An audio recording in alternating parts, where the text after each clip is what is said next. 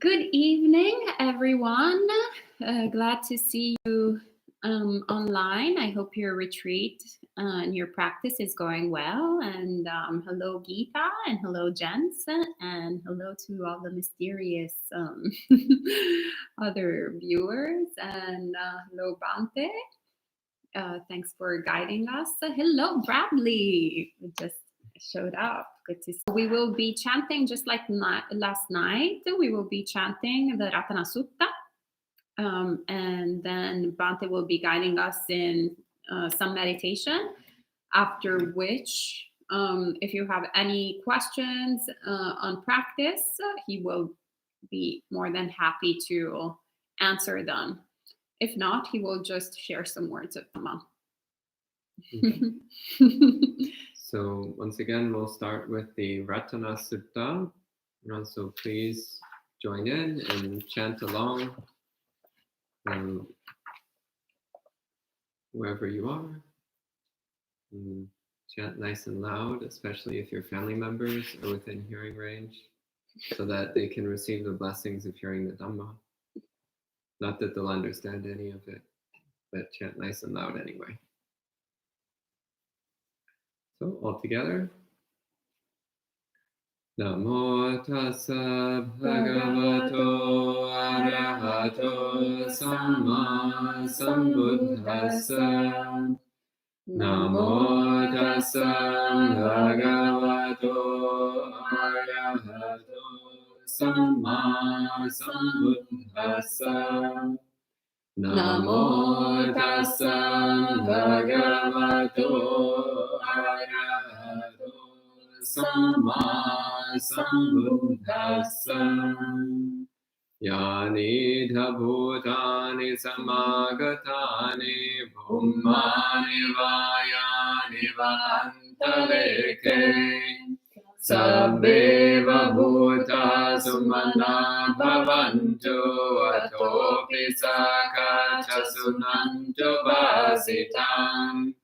Tasmahi bhutani sameta sabbe vedam karota manusiya bhajaya.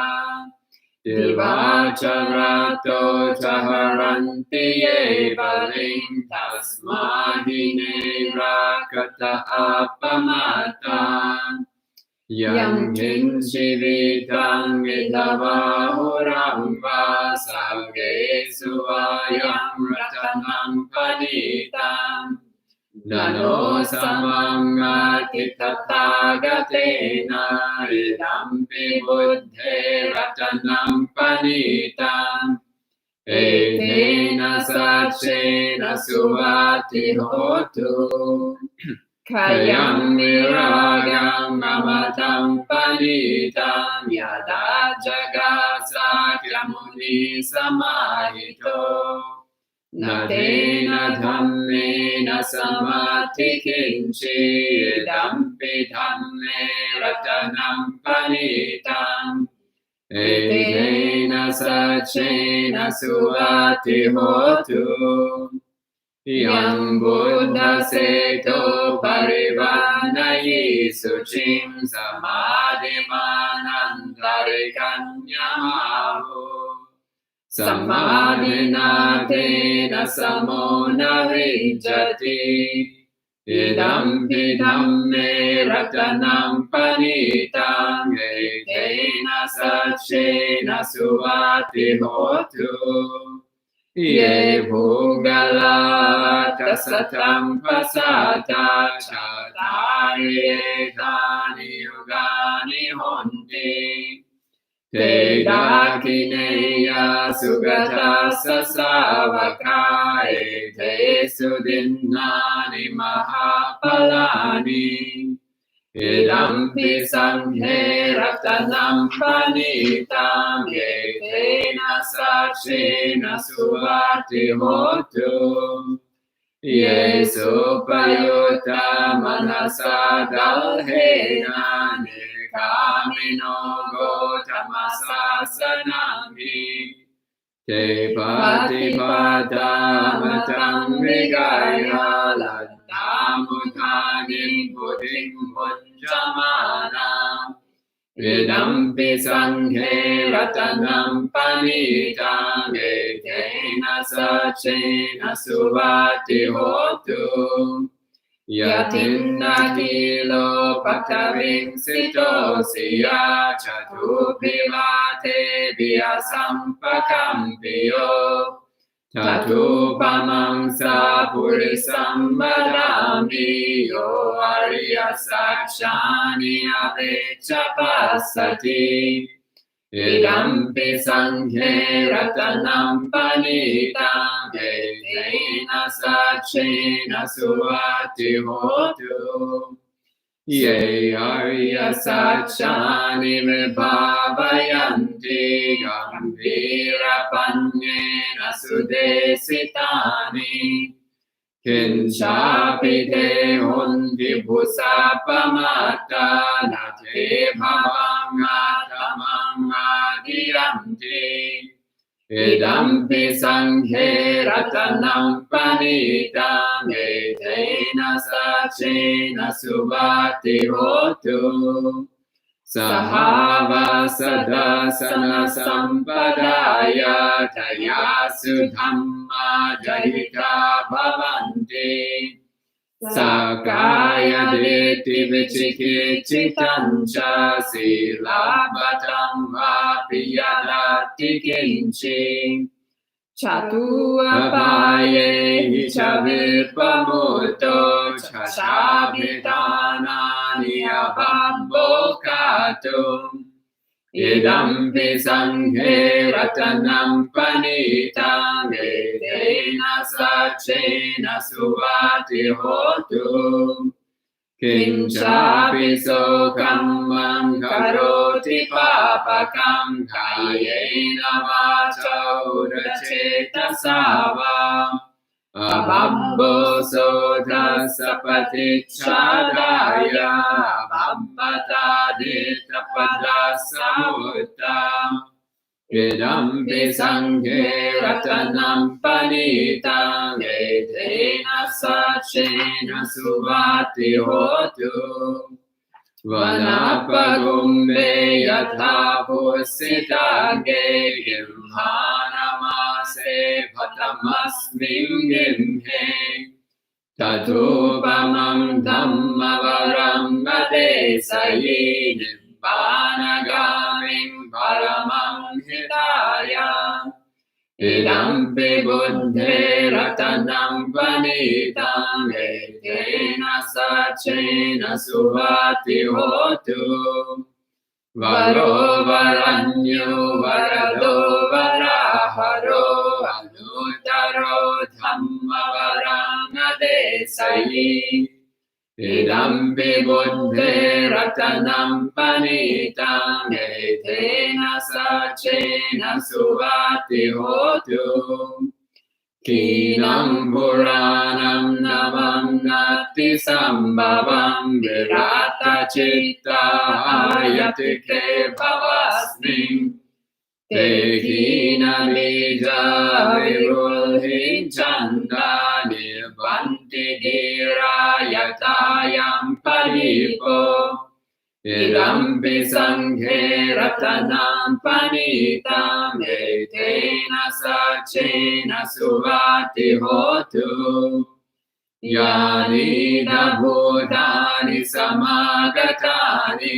Humani Vayani Vantaleke Tathagatam Deva Manusa Pujitam Buddham Namasama Suvati Hotu Yani Bhutani Samagatani Humani Vayani Vantaleke Tathagatam Deva Manusa Pujitam Dhammam Namasama Suvati Hotu Yani Bhutani Samagatani Bhumani Vayani Vantaleke Tathagatam Deva Manusa Pujitam Sangham Namassama Suvati Hotu Etena sacha vanjena dukkha upasamentu te. Etena sacha vanjena bhaya upasamentu te. Etena sacha vanjena roga upasamentu te.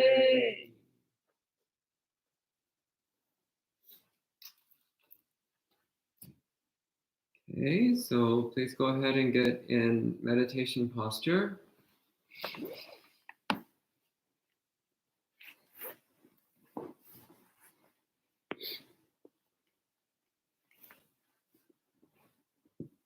So I see Ayasoma is opting for the full lotus position this evening.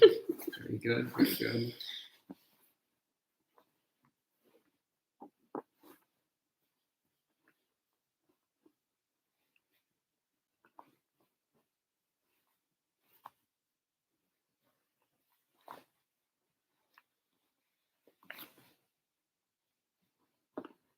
Really taking the time to make sure your posture is nice and upright, that your weight is evenly balanced on your sitting bones, that you're sitting towards the front edge of the cushion so that there's no pressure on your upper thighs.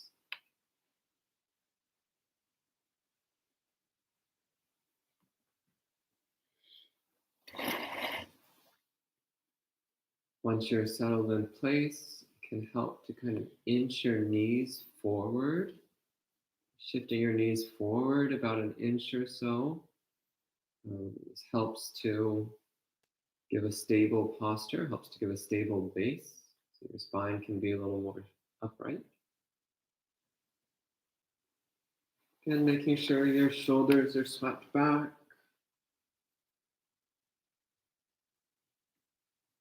Hands resting lightly in your lap.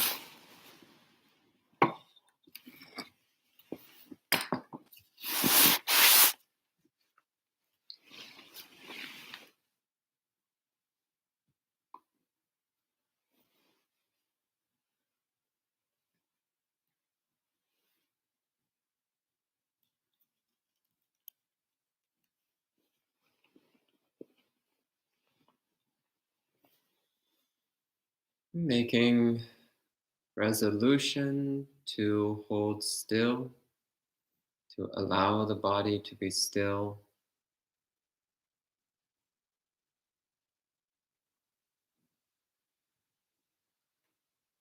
Briefly bringing to mind the Buddha, the person who discovered this path to awakening. Remembering that the practices we engage in are following a timeless path, which countless beings have followed all the way to full liberation.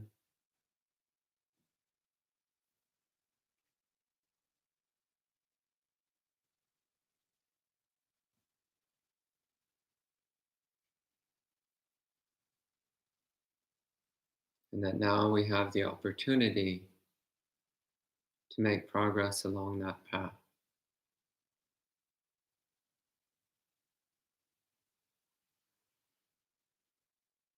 So settling attention in the body. Again, we've been focusing on the body for almost 2 full days now, so it should come fairly easily. Placing the mind in the body.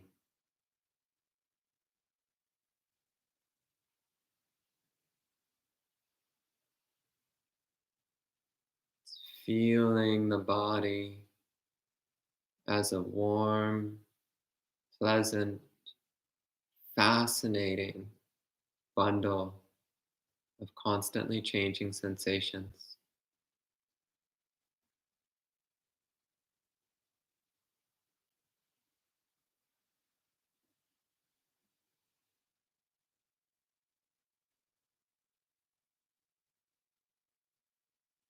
Enjoying the experience of the body. Perceiving the body as pleasant,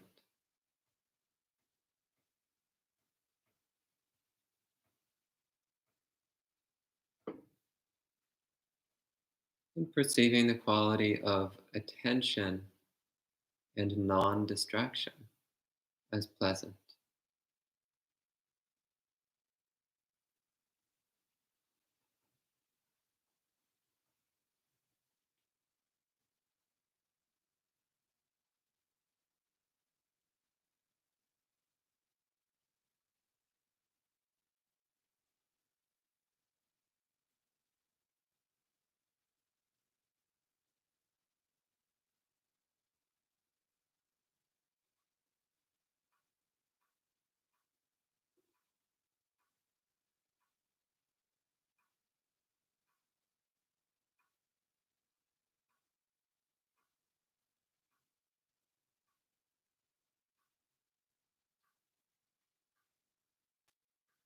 There's nothing to worry about, there's nothing to do, there's nothing to plan.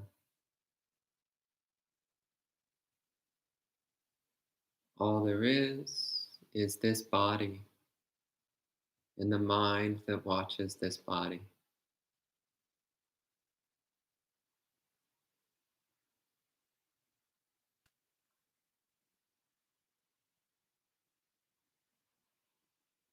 Setting aside everything else and just focusing on feeling the body intensely, clearly, and joyfully.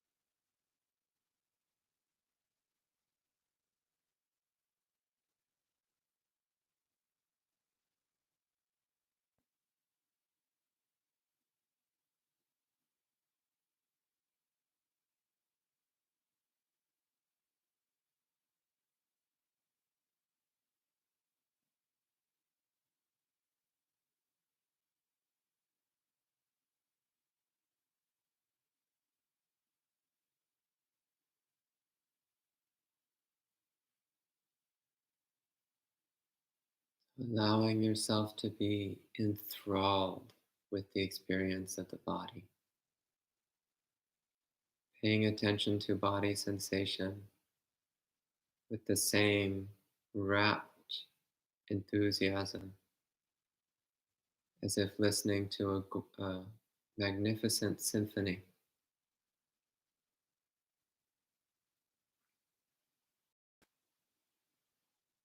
This body is the concert hall.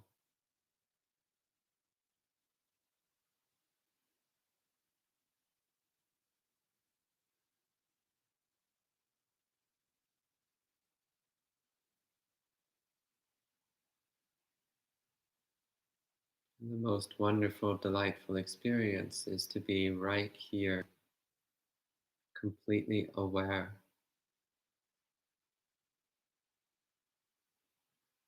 completely feeling the body with an undistracted mind.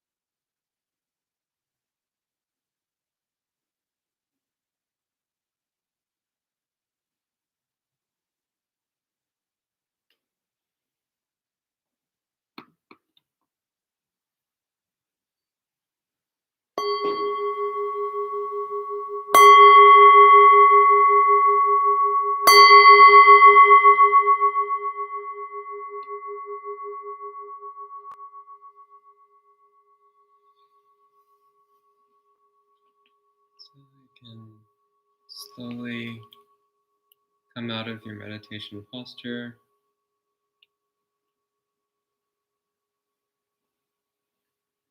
You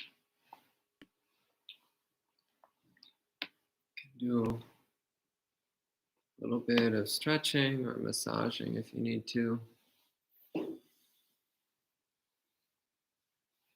And when you're ready, if you have any questions related to your meditation practice, please go ahead and type it in to the live chat and I'll answer as best I can. Right. Well, thank you so much, Bante, for that beautiful guided meditation. And hello, Yulia. Hello, Stacy and Sally. And hello, Trisha, who has a question about the Ratana Sutta. She's asking, there was a comment on one of the BI chanting videos on the Ratana Sutta claiming that it was stupid to chant thinking that we could heal the sick. This person said that Buddhism is for clearing the mind, not praying to heal, and that this was not possible. Like Buddhism is not miraculous. What's correct?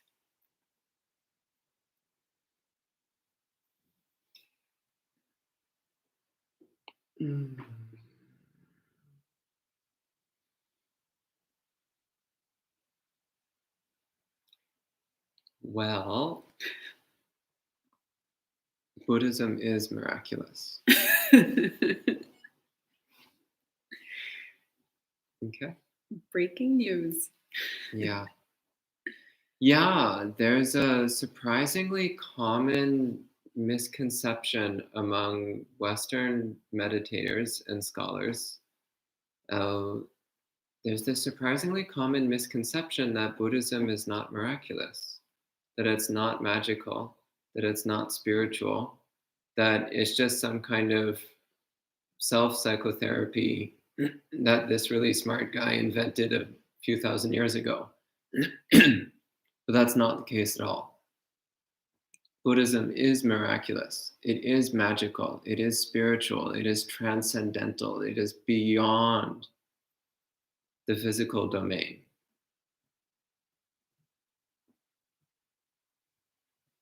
So can you heal the sick? Yeah, absolutely.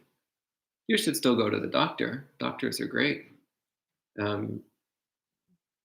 But you should also chant paritas.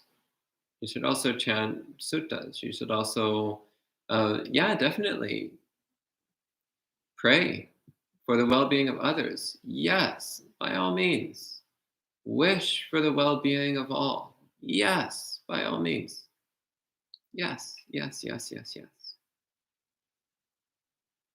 The Buddha highly encouraged us to do these things. It's all throughout the suttas. One would have to be an incredibly overactive editor in order to remove all the magical and miraculous things from the suttas. You'd probably cut the content of the suttas in half, at least, if you went through and you cut out everything magical and miraculous. Actually, you'd cut out most of the suttas, to be honest, and cut out just about everything. Plus, the suttas would be really boring, really dry. And Buddhism wouldn't make much sense. If you cut out all the magical things, it wouldn't make much sense. So yeah, Buddhism is miraculous, and that's great. Yeah. But if you're not to the point where you're willing to accept that, well, that's okay. Then practice with the self-psychotherapy parts of Buddhism until you get some confidence in those aspects of Buddhism and you start to get some confidence in the Dhamma and some confidence in what the Buddha was talking about, some confidence in the wisdom of the Buddha. And from that place of confidence, then you can start to examine the other aspects of Buddhism with a bit more receptivity. And you might find that the other aspects of Buddhism fit in perfectly.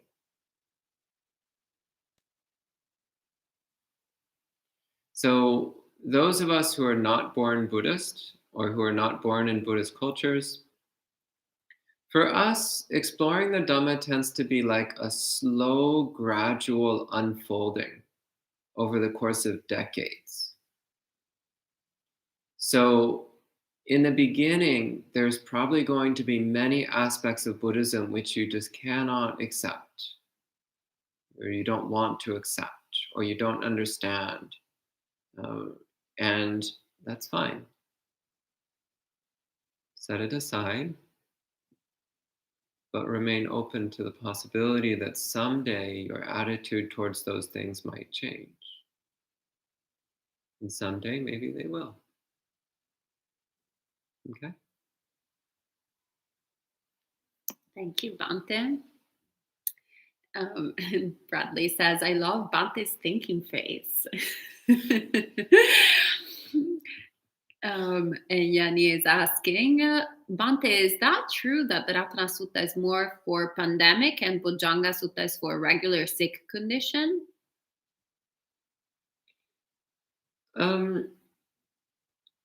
So the association of the Ratana Sutta with the pandemics was because the story goes that there was a plague in a particular town, and the Buddha said that people should recite the Ratana Sutta as a way of wishing for the people in that town to overcome the plague and become healthy again. And the story goes that that's exactly what happened, that people started reciting the Ratana Sutta and the plague started fading away. Like people started getting healthy and fewer people got infected, and eventually the plague disappeared. Whereas the Bojjhanga Paritas are connected with three particular stories, three related suttas, each of which had to do with a single person who was sick and who then, through reciting and focusing their mind on the Bojjhangas, were able to emerge from their sickness. So that's probably why the Bojjhanga Paritas tend to be associated with a single person being sick, and the Ratana Sutta being associated with large-scale pandemics and plagues, epidemics, and so on. But realistically, you can use either parita for either purpose, because ultimately it really is about your intention behind chanting the parita. So the words of the suttas do carry a certain power of their own. That's undeniable. But your mind state and attitude while chanting the suttas makes a tremendous difference. Okay? Thank you, Bante. And Marielle is asking, is there a soul or a spirit within us in Buddhism? No. Well, that's that. I could give a slightly more complicated answer if you want. Should I? Perhaps that requires a whole Dhamma talk. Then just do it. I think in Anatta, did you probably? Yes, but I actually didn't address this specific issue. However, it's not directly related to the meditation practices that we're doing. So I think, Marielle, that's a good question. And there is a longer, more complicated, and probably more interesting answer that I can give. So ask it again after the retreat, please. And I'll talk about it then. Because there's also a way that you can say yes, but it's a qualified yes that needs some explanation. All right. So short answer, no. Long answer, yes, but. So the yes, but answer will have to wait till after the retreat. All right. So coming soon. And Sally is asking, may I ask, is observing the heat inside the abdomen, I don't know how to pronounce it, a method that Buddha ever taught in sutta? Yeah, I mean, technically that would be a meditation on the fire element, Teja Dhatu.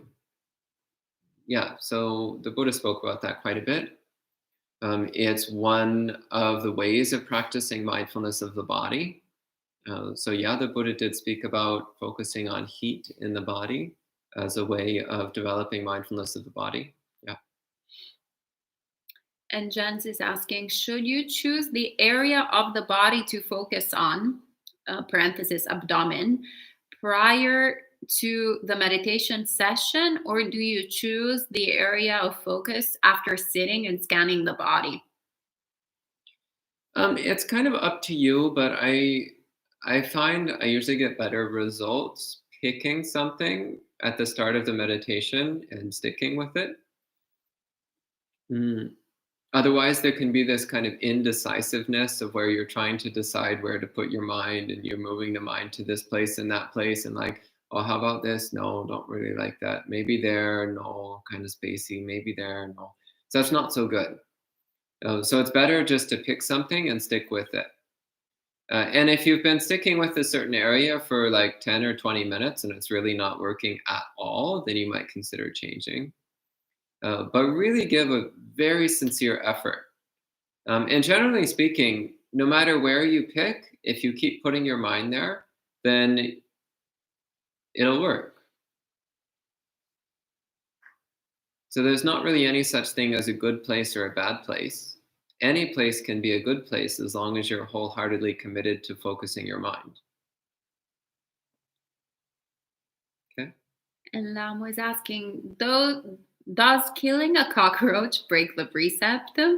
Please tell me how I should deal with cockroaches. They are troublesome and I don't know what else to do with them. Unhappy face. Well, I'm very sorry that you're having a hard time with your little friends. So you really don't want to kill your little friends. You might be annoyed by them, but remember that they're just trying to live life in the way that they know how to live life. And they don't, I suspect they don't quite understand that what they're doing is upsetting you. They probably don't understand that it's inconvenient for you. They probably just think that they found a nice place to live with lots of nice food uh, and comfortable place. Um, so, yes, killing them is breaking the precepts. So it's important for you to try to find a way to resolve the problem without killing. It's not always easy, but you can find a way. So our previous monastery, the one that we had before our current one, had a major ant infestation. So there were ant hives in the walls. And when the weather started warming up in the spring, then they would come swarming out of every crack imaginable, cracks where you didn't even realize there were cracks. And they would start crawling all over the floors and the counters and everything, getting in the cabinets and the cupboards. And so we don't kill. So we handled it in a very simple way, which is to keep everything spotlessly clean. Any food spills get cleaned up immediately. Any food containers are kept in airtight storage, perfectly airtight seals so that they can't get in. And the ants stopped being a problem. If they couldn't find anything to eat, then they weren't interested. They didn't come around anymore. So that's how we handled that problem. Cockroaches, I've heard, are a little more complicated, but if you look online for non-violent ways to deal with cockroaches, I'm sure you'll find solutions. Non-lethal ways. Okay. And Jen says, Buddhism is miraculous, beautiful, amazing, and incredibly spiritual. Sadhu, sadhu, sadhu. Yes, indeed. And Sally is asking if Bante could give some guided instruction on walking meditation. Can I also focus on the heat of the abdomen, since after sitting meditation, the heat still remains there? Also, during other activities, can I keep observing the abdomen? Yes, yes. If the object that you've been using during sitting meditation is working for you, and you're able to keep using the same object through other activities, that's the best. That's what will give you the fastest development of samadhi. So walking meditation, again, the basic idea is just to continue your meditation practice while walking back and forth. So there's many different ways of doing walking meditation, but the way that I normally do is you pick a path somewhere between 15 and 30 paces long and slowly walk back and forth. So pacing back and forth. Pause at either end. So walk slowly across your path, pause, turn around, pause, walk slowly back, pause, turn around, pause, walk slowly back. And while you're doing that, keep your mind constantly focused on your meditation object. That's it. That's walking meditation. A few tips on walking meditation. Don't look around. Keep your eyes pointed down. Slightly unfocused is best. Walk a little bit slower than normal. As much as possible, try to only move your legs. Don't move anything from the waist up. Keep the rest of your body completely still. Your hands, it's best to have your hands clasped in front of you, though you can also have them clasped behind your back, or you can have them hanging at your sides as long as you don't move them around. Otherwise you just keep doing the same meditation while walking back and forth. Yeah. Okay, next question. Thank you. And Ethan asks, Bhante, any advice on tension which seems related to unpleasant bodily feeling? Should I switch the focus to pleasant or neutral bodily feeling in that case? Well, first off, tension, relax your body, and the tension usually goes away, most of it. If a little bit of tension remains, then just don't worry about it. A small amount of tension in the body is okay. It really isn't a problem. So it's not necessary to make your entire body this like puddle of jello. There's actually a small amount of tension which is always present in your body whenever it's awake. And it only really goes away when you're sleeping. So that's fine. A little tiny bit of tension in the body is fine. As for dealing with unpleasant sensation, when you say focusing on pleasant, don't move the mind away from any sensation. Don't move the mind away from what you're experiencing. Rather, try to perceive whatever you're experiencing as pleasant. So there's a few places in the suttas where the Buddha says that someone with a well-trained mind can choose to perceive the pleasant as unpleasant, the unpleasant as pleasant, or to entirely transcend both pleasant and unpleasant and to perceive all things as neutral. So we have this ability. We think that pain is just pain and there's no other way it could possibly be anything else. But in actuality, we can choose to perceive it as pleasant, or we can choose to perceive it as neutral. So try that. Also, I've been emphasizing during the guided meditations, enjoying the sensations of your body, developing a sense of the pleasantness of the body. And one of the reasons for this is because then you start to learn how to experience the body as pleasurable, as enjoyable. So then when you start to notice the mind drifting towards pain, then you can just reestablish the perception of pleasantness. So this is one way of dealing with painful sensation, which is a little more advanced than the two methods I normally talk about for dealing with pain. But if you develop this sense of euphoria, of pleasantness in the body, then pain, one thing, it won't come up as often. It won't come up as strongly. And when it does come up, you just reestablish the perception of pleasantness and the pain will recede. But you do all of this without moving the mind. So some people, they do this thing where like they're meditating and then uh, their left knee starts hurting, so they move their attention to their right knee. Then their right knee starts hurting, so they move their attention to their back. Then their back starts hurting, so they move their attention to their neck. Then their neck starts hurting, so they move their attention to their head. And their head starts moving, so they move their attention to their chest. And they just wind up moving their attention all over the body and never getting the slightest bit of samadhi.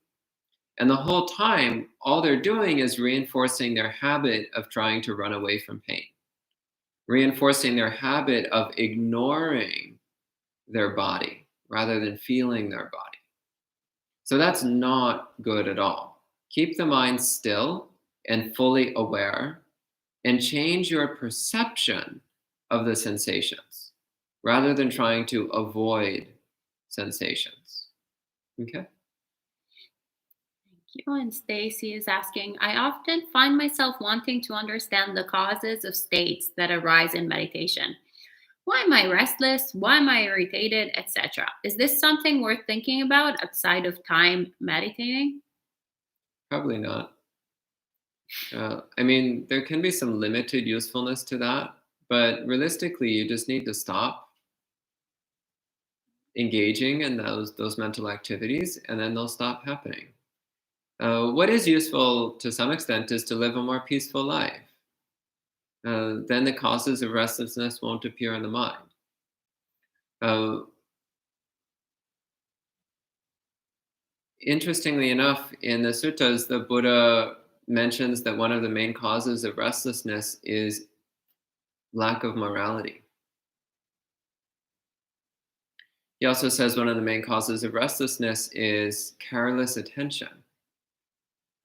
So not being careful with how we use our mind, not being careful with how we direct our attention. So if you are virtuous, moral, gentle, and you're careful in how you direct your attention, and you go through your day in a peaceful, careful, gentle way, then you'll have a lot less restlessness when you meditate. Okay? Thank you. And Geeta is asking, my question is Vipassana meditation. Sometimes I find tears flowing down unintentionally as I feel helpless due to the feeling of impermanence in every moment. Is this normal? Well, it's what you go through, so therefore it's normal. A lot of people cry during meditation, usually not all the time, but it's quite normal for people to cry every now and then during meditation.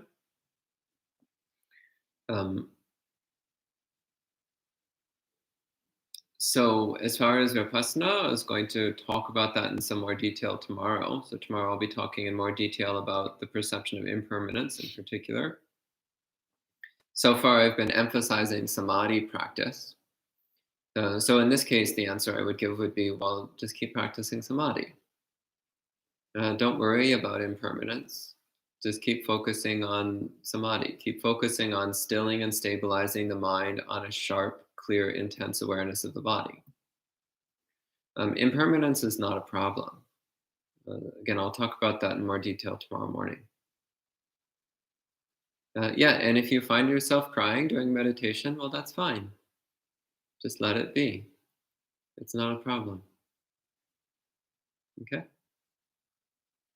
And Sally is saying, thank you, Bante. After your advice about total lotus posture, I meditated totally 2.5 hours on full lotus posture today. Wow, well done.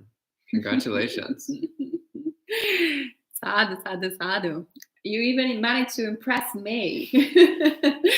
May, also known as Sayadaw May, our resident here, who is a hardcore meditator.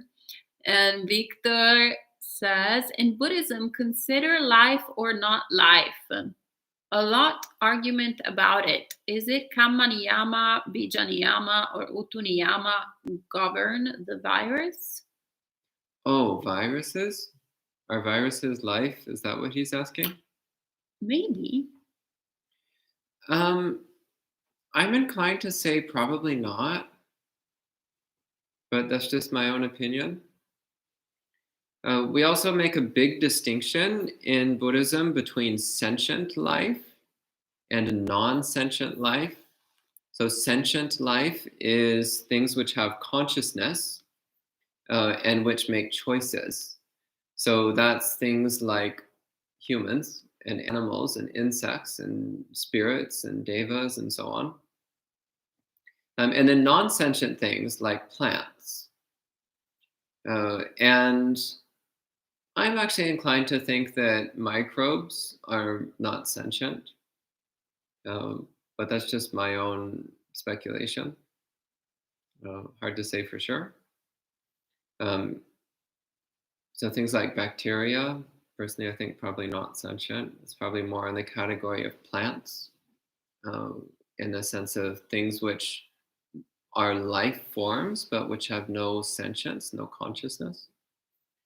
And viruses, I think almost certainly not. Almost certainly not. Yeah, he was in fact asking that.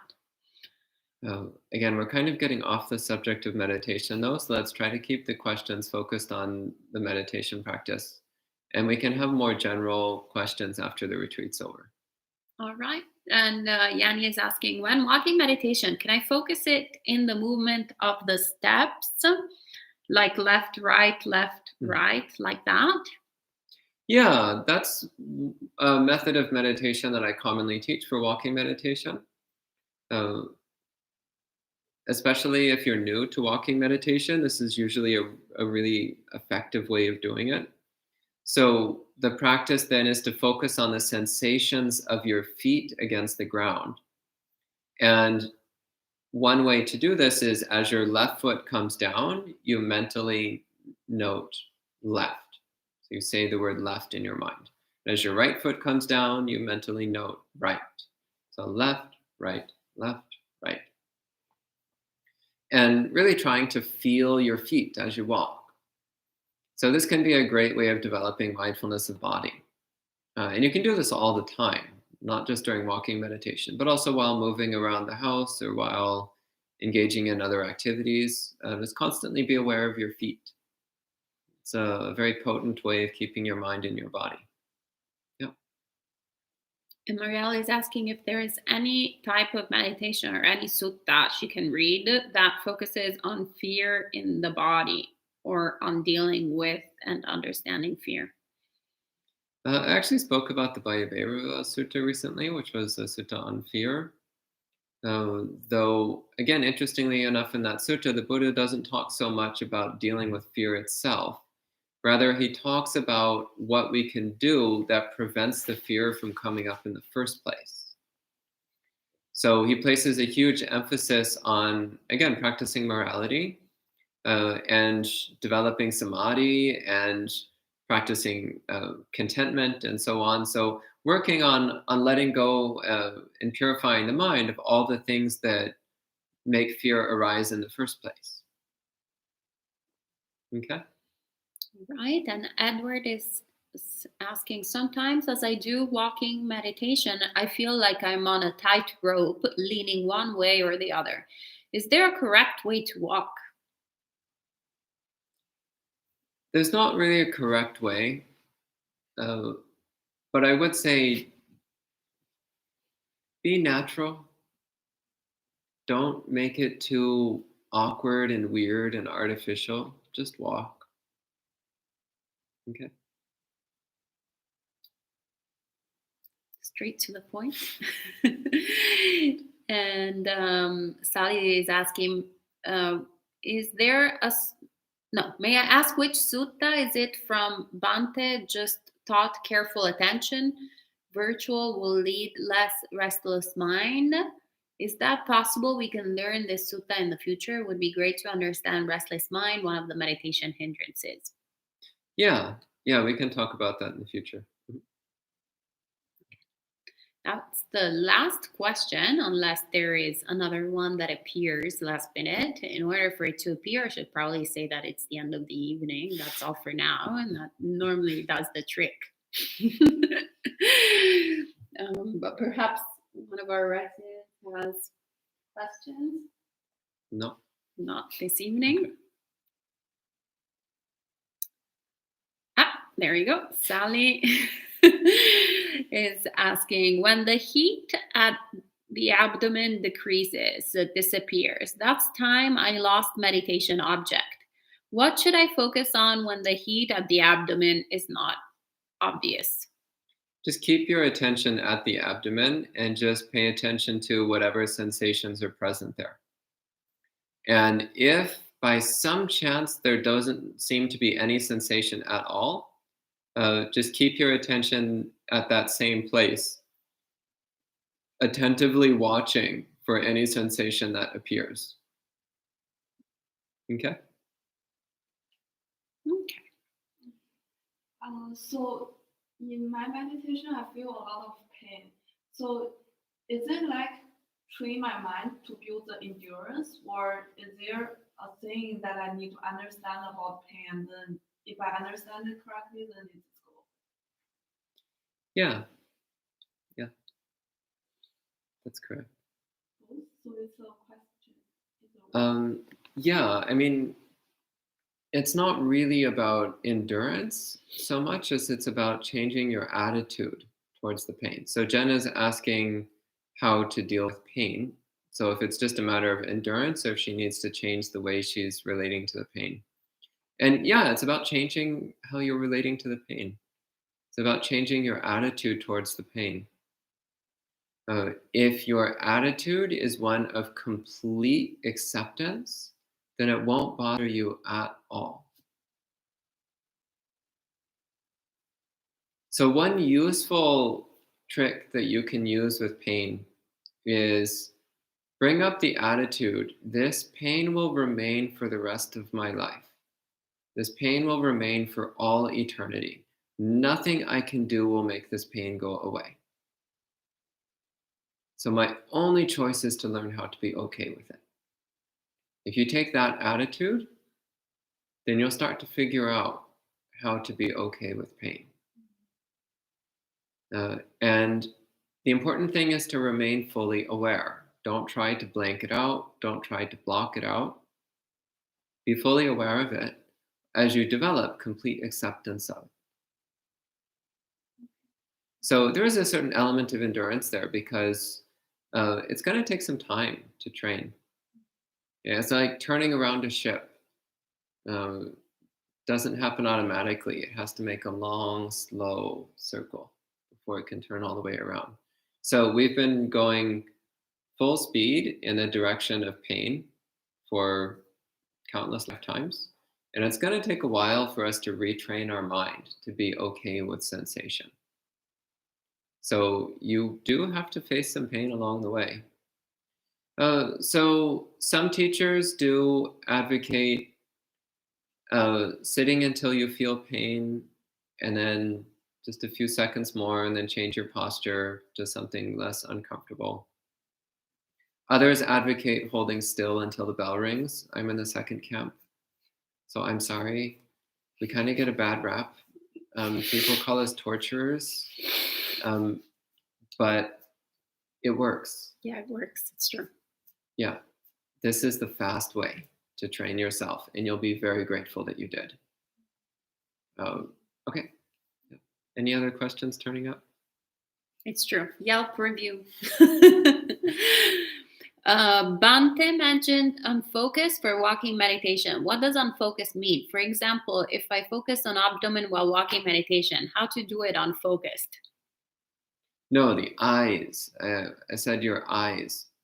So the eyes during walking meditation are open and pointed down at the ground, usually about 2 meters in front of you, 2-3 meters.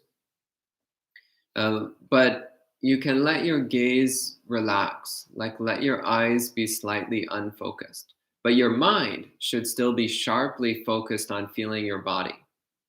But since we're not using the visual field as our meditation object, then there's no need for the eyes to be sharply focused. So the eyes can be a little bit unfocused if you wish.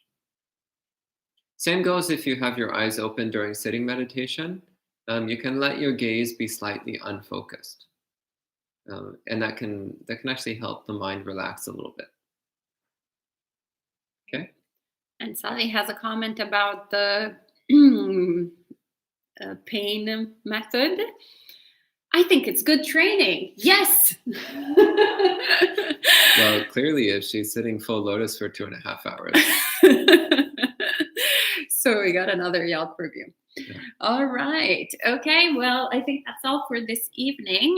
And we will be meeting tomorrow at 8 a.m. again for more meditation practice and more words of Dhamma. So congratulate yourself on the good practice that you've done today. And we're all thankful for Bhante for sharing his wisdom nonstop. No free days since the pandemic has started. Sadhu, sadhu, sadhu. All right. Have a great.